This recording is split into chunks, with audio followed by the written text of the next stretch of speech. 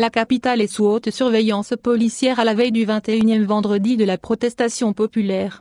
Quasiment tous les accès vers Alger sont filtrés avant d'être sûrement fermés. Des renforts des forces combinées des CNS et de la gendarmerie nationale sont visibles partout.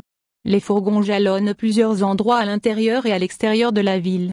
Un impressionnant déploiement qui en dit long sur les intentions des autorités à presser lourdement les manifestants et réduire autant que faire se peut leur présence histoire de le tuer le Hirak.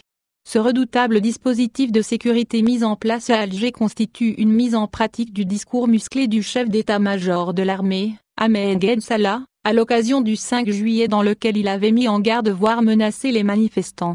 Mercredi, le patron de l'ANP est allé jusqu'à traiter les manifestants qui scandent état civil et non militaire de traîtres qui seraient manipulés de l'extérieur.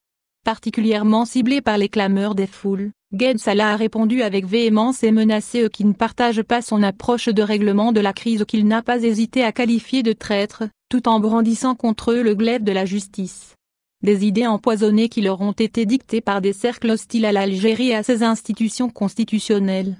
Des cercles qui vouent une haine inavouée envers l'armée nationale populaire, affirmait Ged Salah en parlant de ces milliers de contempteurs qui le ciblaient depuis des semaines. Des sources informées ont confié que les autorités vont tenter d'étouffer le Hirak à Alger quitte à user de grands moyens. En plus du renforcement des barrages routiers dans les axes menant vers la capitale, on s'attend aussi à des fouilles au corps et des confiscations de téléphones portables des manifestants ainsi que l'interdiction d'accès aux places symboliques d'Alger comme la place Odin, les rues d'Idouche et Assiba ainsi que l'esplanade de la Grande Poste. De même les parkings Béziers, Tafoura, et celui situé à côté du port, sur la route moutonnière, seront fermés pour les automobilistes manifestants qui réussiraient à dépasser les barrages routiers en provenance des autres wilayas. C'est dire que les manifestations seront un test grandeur nature sur la poursuite du Hirak notamment dans la capitale qui est l'épicentre de la protestation populaire depuis le 22 février.